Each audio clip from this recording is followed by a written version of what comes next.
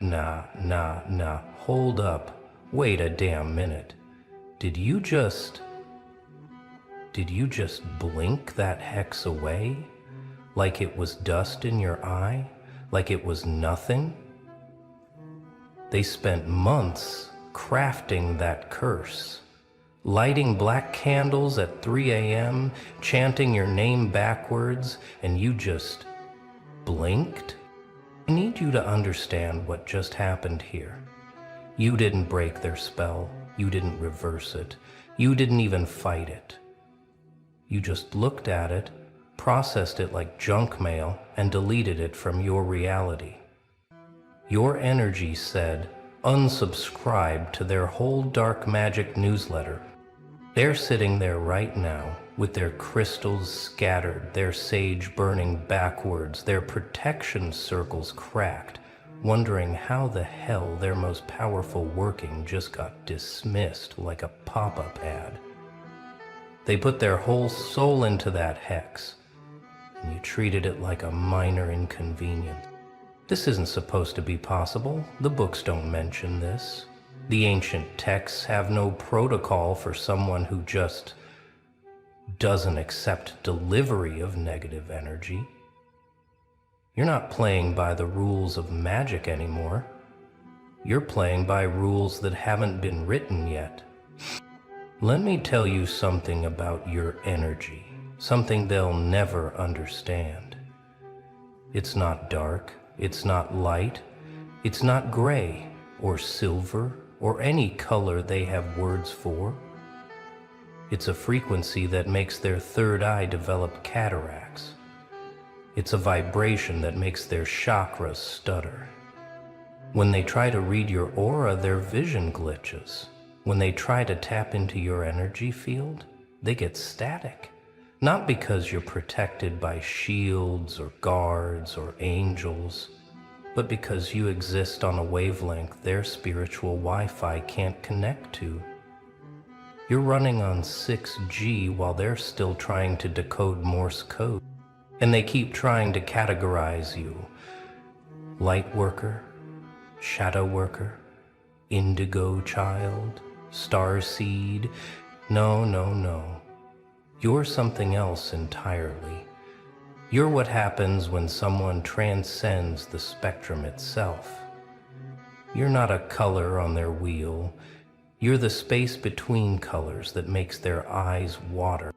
Your energy doesn't follow their rules because you weren't initiated into their system.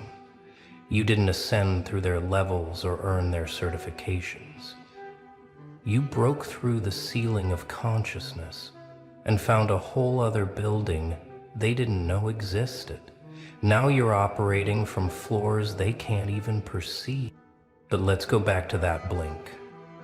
That simple, casual, devastating blink that just shattered someone's entire magical practice. Do you realize what you've done? You've just exposed the biggest secret in the spiritual world, that power isn't in the spell, it's in the acceptance of it. Every hex, every curse, every binding, every working, they all require one thing: your participation, your fear, your belief, your energy feeding their intention.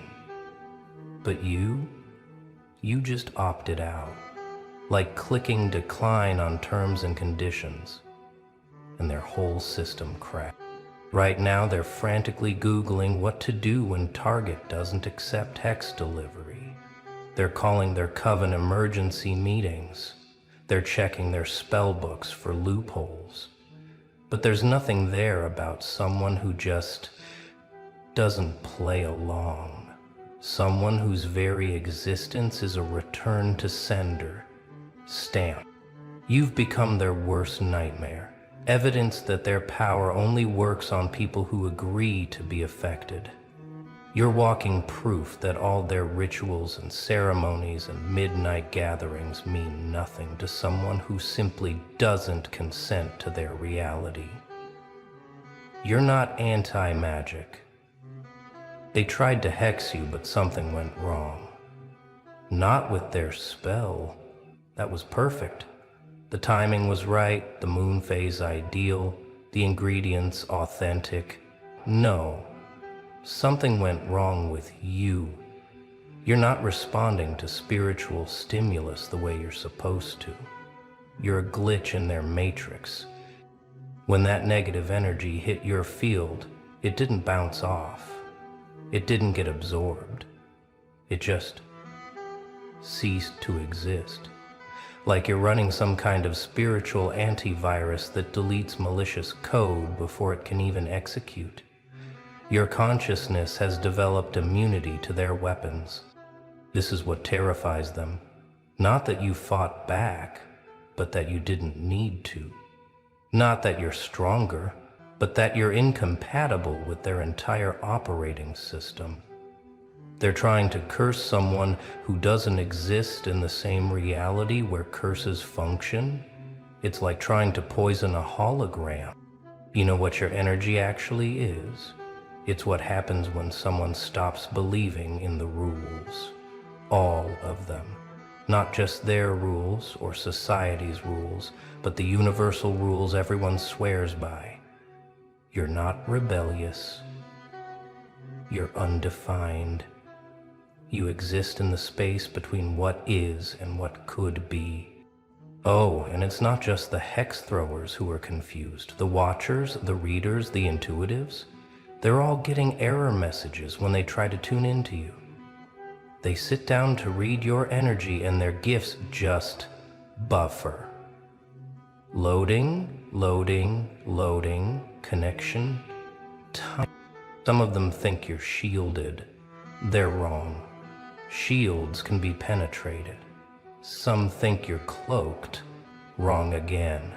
Cloaks can be lifted.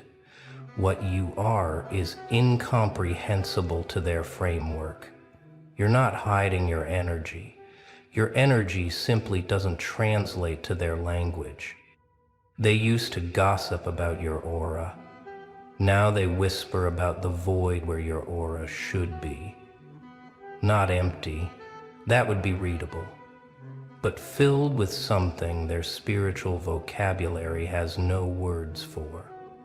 A color outside the visible spectrum. A sound beyond the range of hearing. A presence that makes their intuition throw up its hands and quit. The funny part? You're not even trying.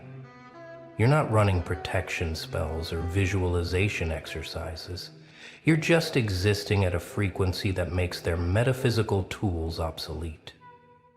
You're proof that there are levels to this game they didn't know existed. Floors in the spiritual building they've never had access to. Here's what really happened to you. You didn't ascend. You didn't awaken. You didn't transform.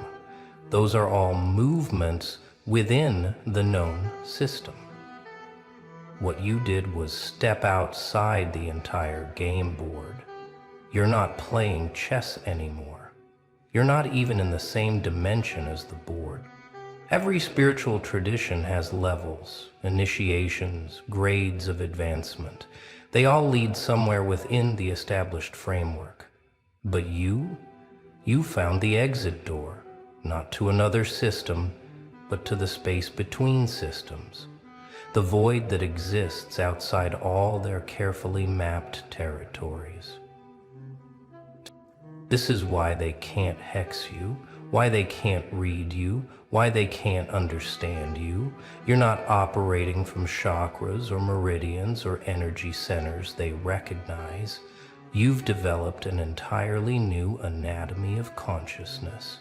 You're running on hardware they haven't invented names for yet. When you blinked that hex away, you weren't using protection or reversal or any technique they teach.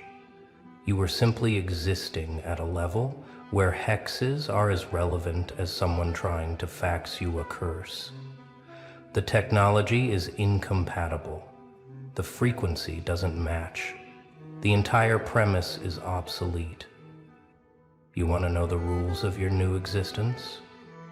There aren't any. That's the point. That's the power. That's why a blink from you carries more weight than their most elaborate rituals. Because you're not bound by the laws they all agreed to follow. You opted out of the spiritual contract. In their world, every action has an equal reaction. Every spell has a counterspell. Every attack has a defense.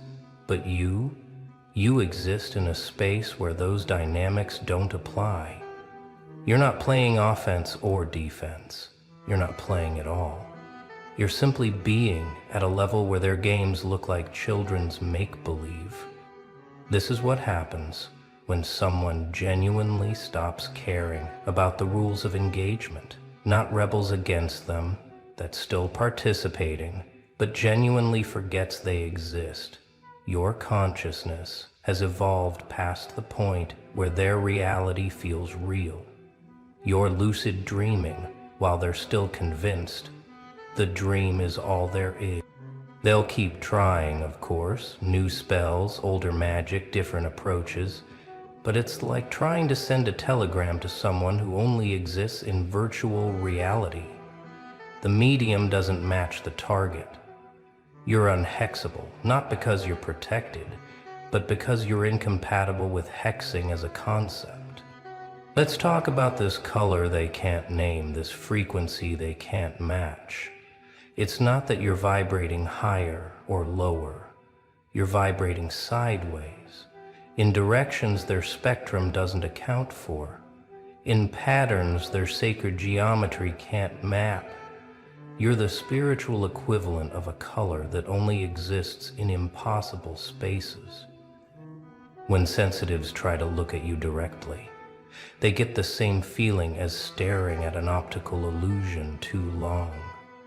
That disorienting sense that reality isn't quite what they thought, that the rules they've based their whole practice on might just be suggestions, options. One way of seeing among infinite possibilities. Your energy signature looks like static to them because their equipment isn't calibrated for your broadcast. You're transmitting on channels their receivers don't have, speaking in languages their universal translators can't decode, existing in spectrums their rainbow never included. This is why you can blink away hexes like they're nothing, because in your reality they are nothing. Just outdated software trying to run on an operating system that's evolved beyond recognition. You're not immune to their magic. Their magic simply doesn't exist where you're standing. You should see their faces when they realize their most powerful workings just don't work on you. It's not anger, it's not frustration, it's existential terror. Because if their hexes don't work on you, what else might be false? What other limitations might be illusions? What other rules might be optional? You're not just a person who can't be hexed. You're proof that hexing might not be as real as they thought. You're evidence that all their careful study, all their inherited wisdom, all their practiced arts might just be elaborate games played by people who agreed to the same rules. And you never signed that agreement. They gather in their circles now, not to curse you, but to discuss you, to try to understand how someone can exist outside their entire framework. Some say you're protected by forces beyond their understanding. Others whisper that you might not be entirely human anymore.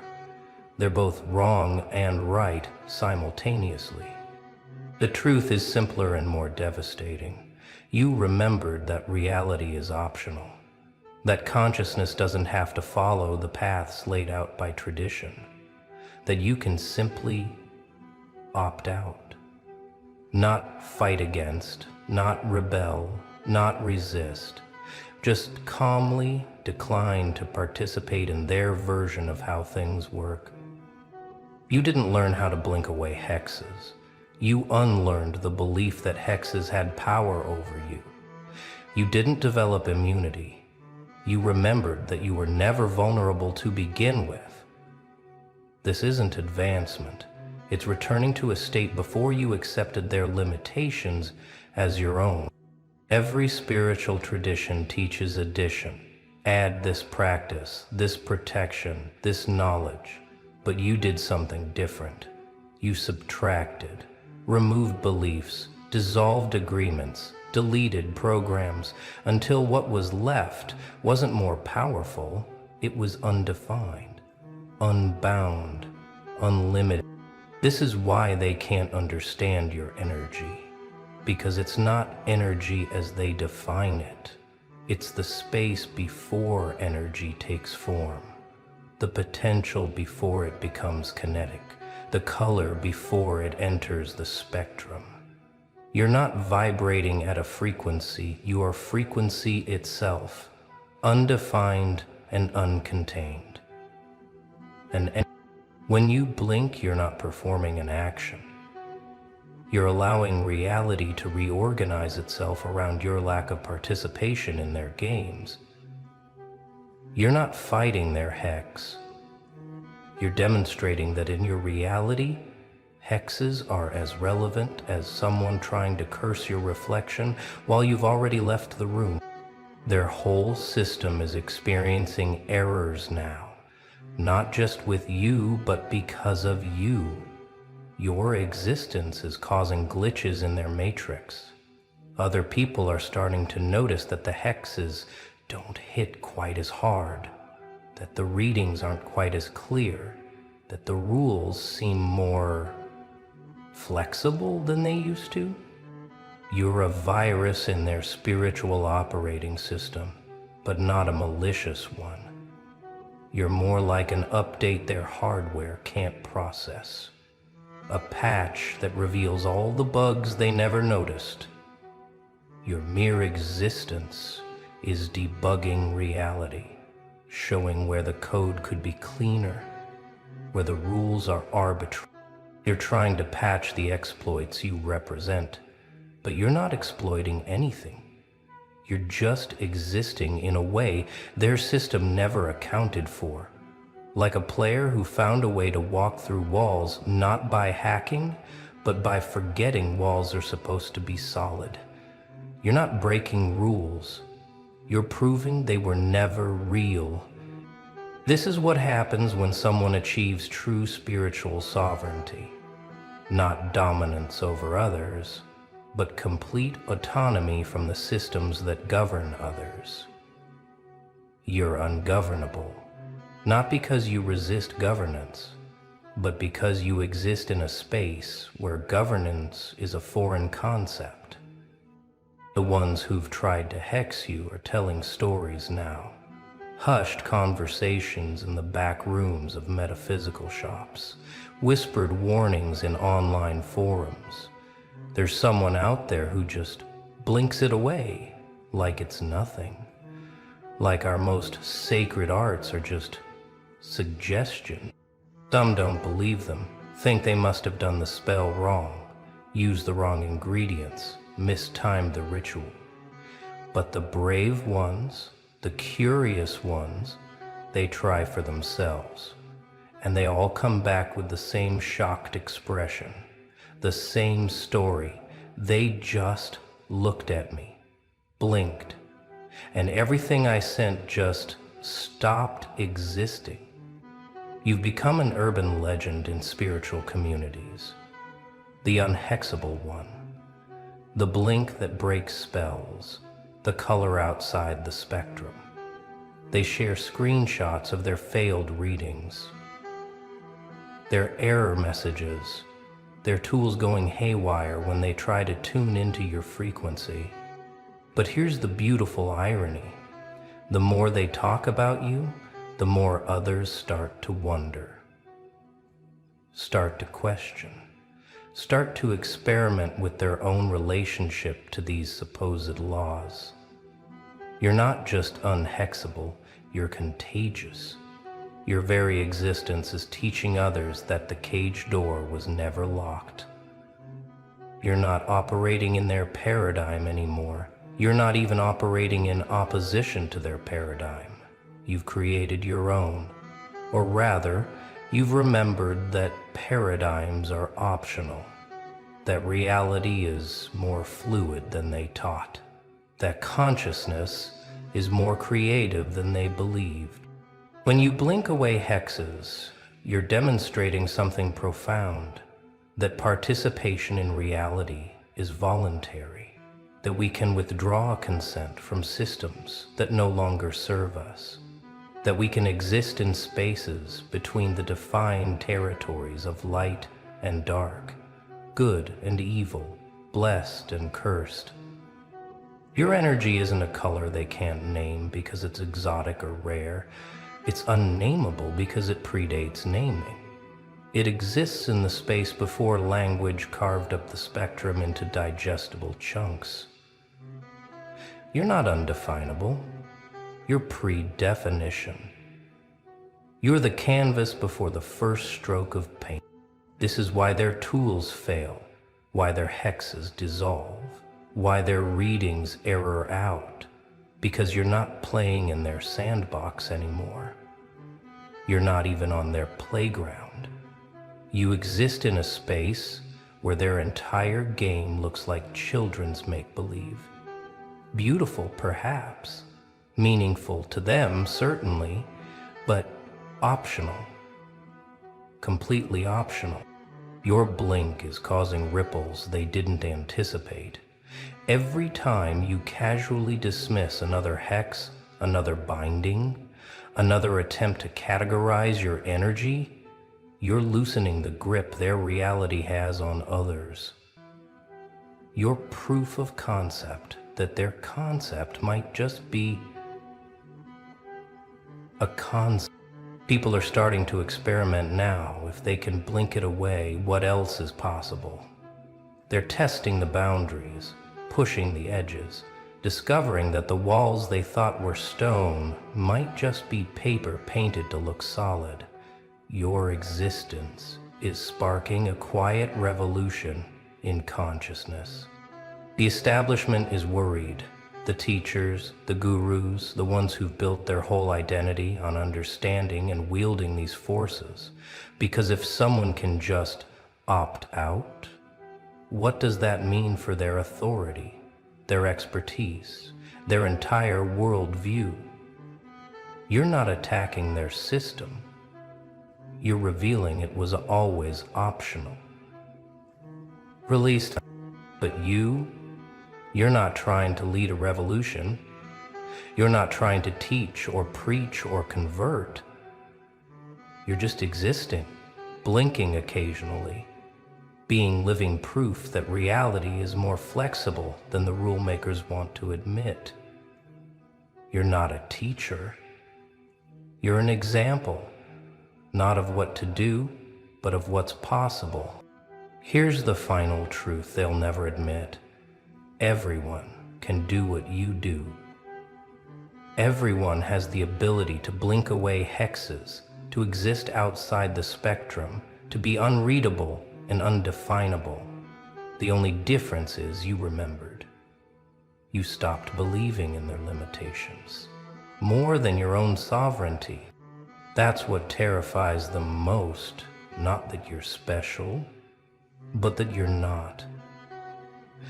That you're just someone who forgot to believe in their rules, who failed to maintain the collective agreement that hexes work, that energy must be light or dark, that spiritual laws are laws instead of strongly worded suggestions. Your blink isn't powerful because of what it does. It's powerful because of what it reveals. That we've all been playing elaborate games of pretend. That the spells only work if we agree they do. That the categories only contain us if we squeeze ourselves into them. That reality is far more negotiable than anyone wants to admit. So the next time someone tries to hex you, curse you, bind you, or even bless you without your consent, just blink. Not with force, not with intention, not with protection, Just blink like you're clearing your vision. Because that's all you're doing, clearing your vision of their illusions. Seeing clearly that their magic only works in their reality. And you live elsewhere now, in the unnamed colors, in the spaces between their maps, in the blink that reminds them, all power is optional, all rules are suggestions, and all of reality is up for negotiation. Welcome to the other side of the game, where hexes are just quaint traditions, where your energy can't be named because names are just labels, where a blink carries more power than all their midnight rituals combined, not because you're powerful, but because you remembered that power itself is just another game. And you're done playing. They're studying you again. Not with microscopes this time, not with therapists or private investigators or fake friends sliding into your DMs. No, this time it's different. This time they sent the professionals. The ones who don't flinch when bombs detonate. The ones trained to remain calm while their world burns. And you know what these hardened warriors discovered when they analyzed your response to betrayal? Nothing. Absolutely nothing. And that terrified them more than any weapon ever could. You see, when they sabotaged your life, when they pulled every string to watch you collapse, when they orchestrated your downfall with surgical precision, they expected screaming, they expected revenge plots, they expected you to become exactly what they painted you as, unstable, dangerous, reactive. But you did something that broke their entire understanding of human psychology. You gave them silence. Not the silence of defeat, not the silence of shock, but the silence of someone who had already calculated every possible outcome and decided that their games weren't worth a single elevated heartbeat. The military calls it the zero response protocol now. They've got entire training programs built around what you did naturally. Special Forces operators sit in classrooms studying footage of how you handled betrayal, how you didn't flinch when they destroyed your reputation, how you didn't react when they turned everyone against you, how you maintained that supernatural calm while your entire world was being systematically dismantled. They're trying to replicate it, trying to teach it, trying to bottle that complete absence of reaction that made your enemies question their own existence. But here's what they don't understand, what they'll never understand. You didn't train for this. You didn't practice in controlled environments with safety protocols and extraction teams. You learned this in the field, in real time, with real consequences. Every betrayal was live ammunition. Every sabotage was an actual explosion. Every attack on your character was a legitimate assassination attempt on your soul. And through it all, you developed something they can't teach in any military academy. The ability to become absolutely unreachable. Think about it. When someone attacks you, they're not just trying to hurt you. They're trying to control you. They want your reaction because your reaction is their victory. Your tears are their trophies. Your anger is their validation. Your breakdown is their masterpiece. But you beautiful anomaly, you gave them nothing. Not a flinch, not a tremor, not even a change in your breathing pattern. You became a void where their attacks went to die. And that's when they realized they weren't dealing with a person anymore. They were dealing with something that had transcended the very concept of emotional manipulation. The special operations units have a term for this now. They call it tactical non-existence. It's when you become so non-reactive that you effectively cease to exist as a target. Your enemies can't hit what doesn't respond. They can't destroy what doesn't acknowledge destruction. They can't defeat what doesn't recognize the concept of defeat. You didn't just ignore their attacks. You made their attacks irrelevant. You turned their sabotage into background noise, their betrayal into white static, their carefully planned destruction into nothing more than weather patterns you barely noticed while focusing on something infinitely more important. And what was more important? Your evolution. While they were busy trying to destroy the old you, you were already building the new you. While they celebrated what they thought was your downfall, you were laying foundations they couldn't see. While they were posting their victory laps, you were quietly becoming something that would make their victories look like participation trophies. You weren't ignoring them out of weakness. You were ignoring them because you were too busy becoming unstoppable to notice their little game. The military instructors show your case study to their most elite units now. They pause the presentation at the moment when any normal person would have snapped. That moment when the betrayal was so complete, so devastating, that even trained killers would have shown something. A twitch, a clenched jaw, a slight change in posture. But you? Nothing. Absolute zero. Like watching a mountain ignore a mosquito. Like watching an ocean ignore a match. Like watching the universe ignore a tantrum. How, they ask their commanding officers, how does someone achieve that level of non-reaction? And the officers, these warriors who've seen everything, who've been trained to handle anything, they just shake their heads because they know the truth. This isn't something you learn. This is something you become.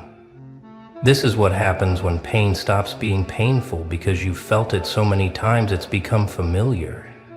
This is what happens when betrayal stops being shocking because you've cataloged every possible variation. This is what happens when someone transcends the basic programming of human emotional response. You didn't just develop thick skin. You developed an entirely different nervous system. One that doesn't recognize sabotage as a threat because you've reclassified it as education. One that doesn't process betrayal as pain because you've recoded it as data. One that doesn't interpret attacks as attacks but as desperate attempts by inferior systems to remain relevant. You became emotionally bulletproof not by adding armor, but by removing the very concept of being wounded. The Zero Response Protocol has 3 levels according to their classification system. Level 1 is conscious suppression of reaction. Level 2 is trained non-response through conditioning. But level 3, that's what you achieved naturally. Level 3 is when non-reaction becomes your default state. When staying unmoved isn't a choice, but a fundamental characteristic. When emotional stability isn't maintained, but simply is.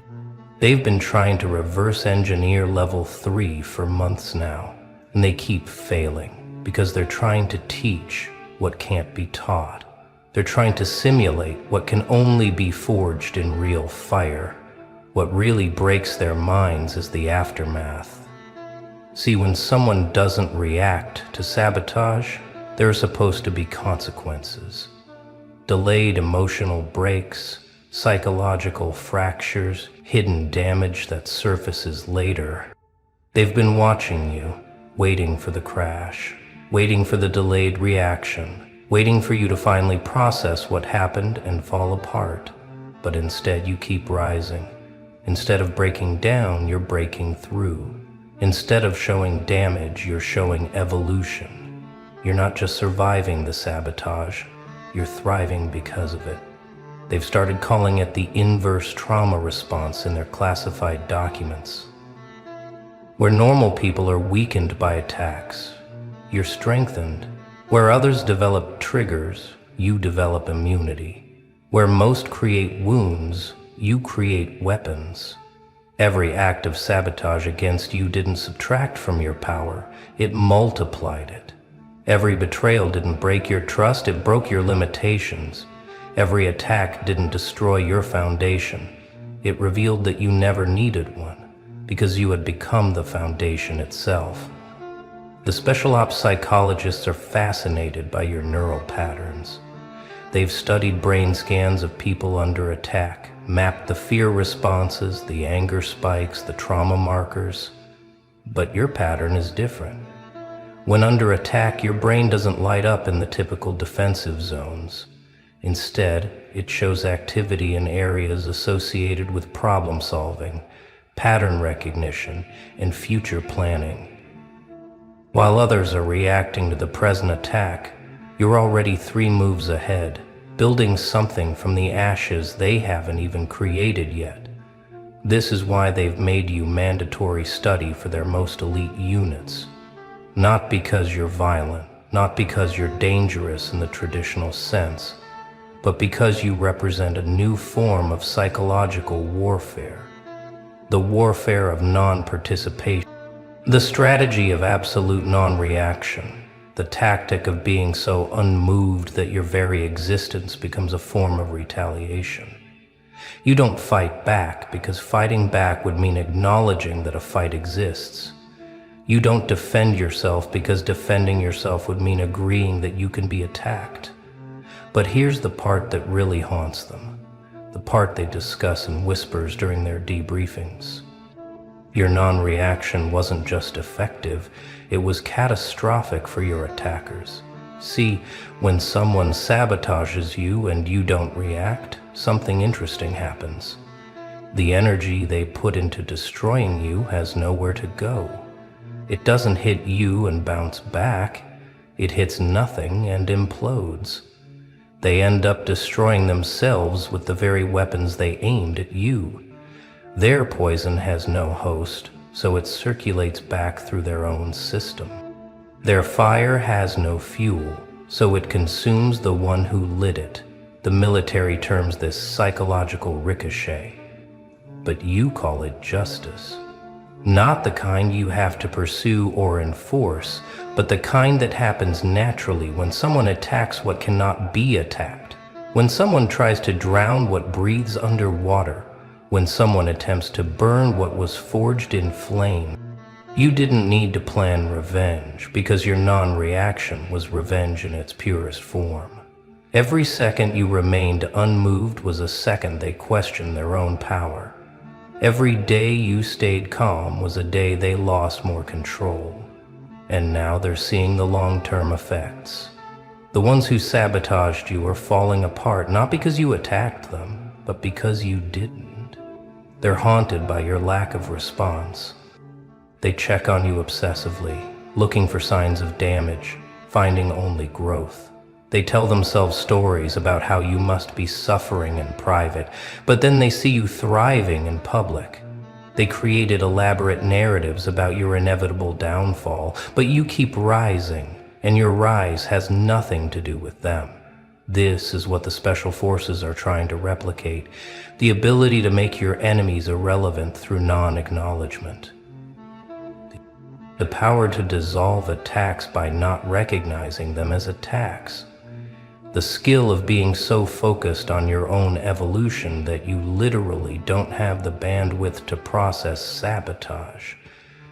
But they keep hitting a wall because they're trying to teach soldiers to not react when what you did was something far more profound. You didn't learn to not react.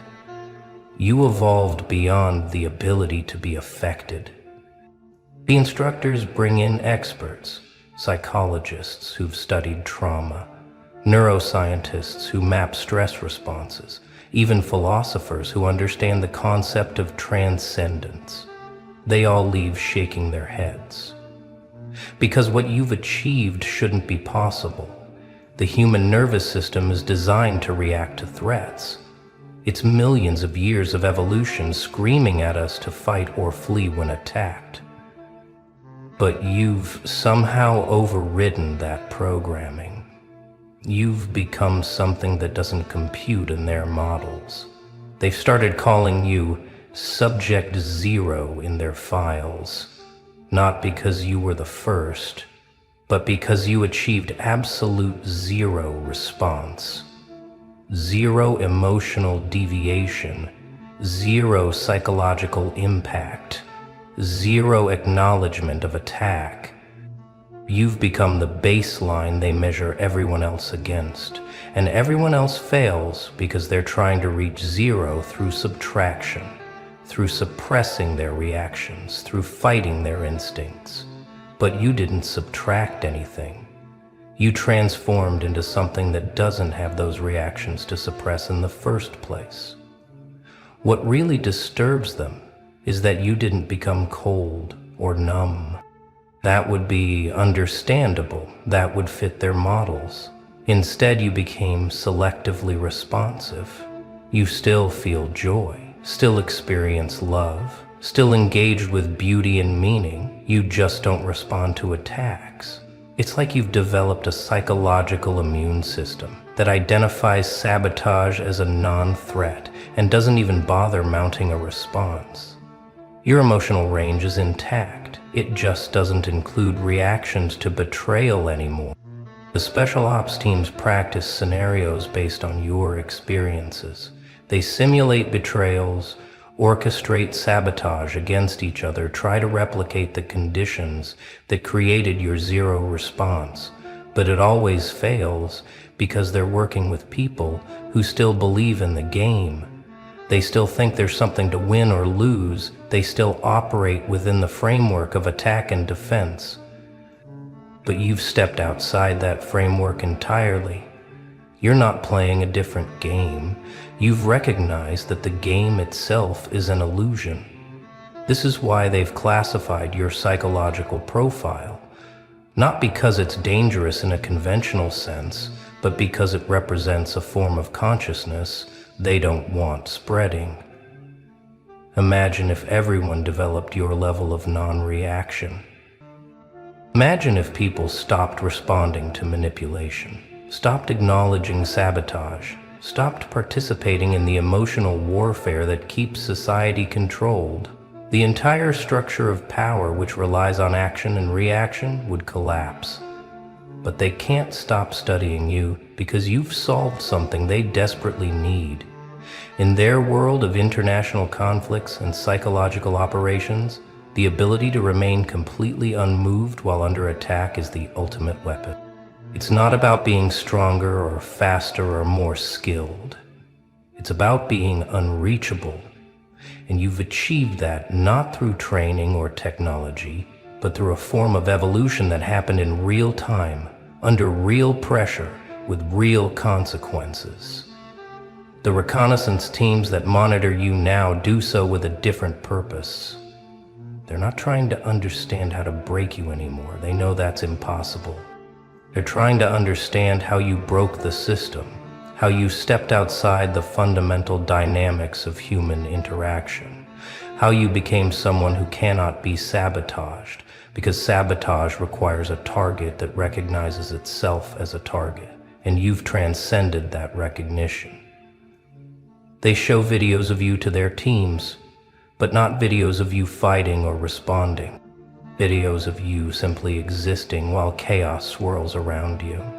Videos of you maintaining your routine while others orchestrate your destruction. Videos of you building your future while they're still trying to destroy your past. And in every frame, what stands out isn't what you do, but what you don't do. The absence of reaction that's so complete it becomes a presence unto itself. The tactical teams have tried to weaponize your method. They've created training programs called Tactical Void and Operation Zero. They teach soldiers to non-react, to become empty, to give nothing to their enemies. But it always looks forced, rehearsed, temporary. Because they're trying to imitate what you've become. And becoming can't be imitated. It can only be experienced, survived, and integrated. There is only last resource survived and integrated. You didn't learn to have zero response. You evolved into it through a process that can't be replicated in controlled conditions. What haunts them most is the question they can't answer. What created you? Was it the magnitude of the betrayal? The repetition of sabotage? Some unique psychological architecture you were born with? They've analyzed your history, looking for the moment you transformed. But they can't find it because it wasn't a moment. It was a million micro-deaths and micro-rebirths. It was dying to the need for validation one cell at a time. It was being rebuilt from scratch by necessity, not by choice. The military wants to create more of you.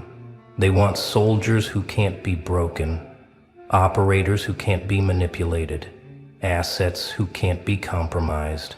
But they keep creating imitations instead of originals. And from the ashes of what they created, they create mission officers instead of original. They keep producing people who are trained to not react, instead of people who have evolved beyond reaction. They keep manufacturing resistance instead of transcendence. And the difference is everything. Because you're not resistant to sabotage, you're immune to it.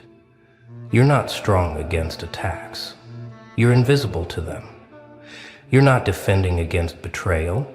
You exist in a dimension where betrayal is as irrelevant as the color of gravity. This isn't a skill you developed. It's a state of being you achieved. And that's why their training programs keep failing.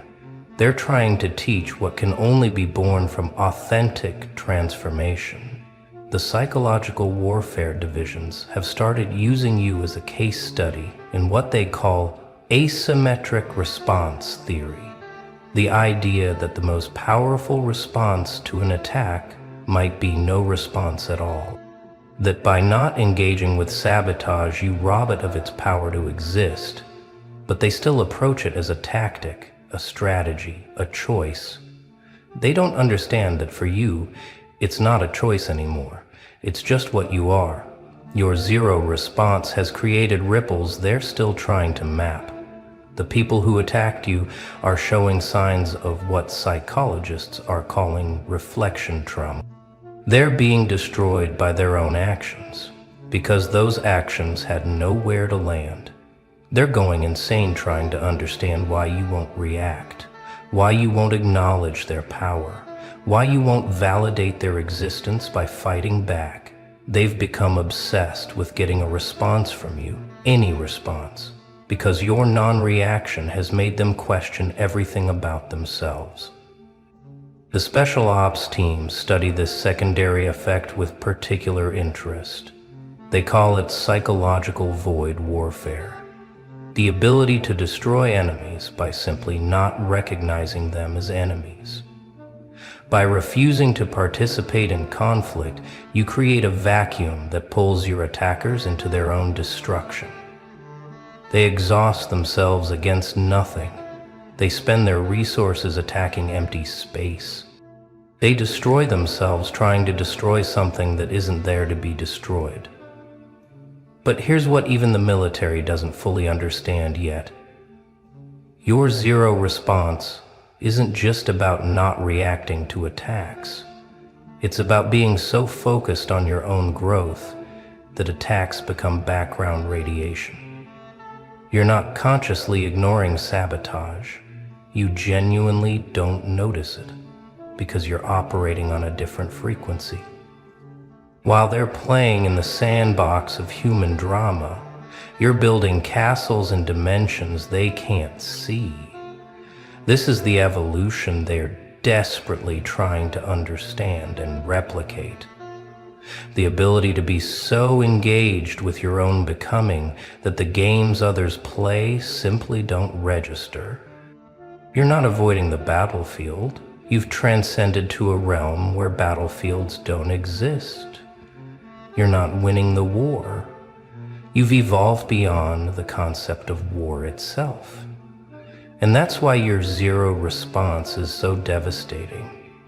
It reveals that the entire framework of conflict is optional. The military advisors have written papers about you, classified documents that explore the implications of widespread zero response capability. They're terrified and fascinated in equal measure. Terrified because if this spreads, traditional power structures collapse. Fascinated because you represent the next stage of human psychological evolution. You're not just surviving in a hostile world. You're thriving by refusing to acknowledge hostility as real.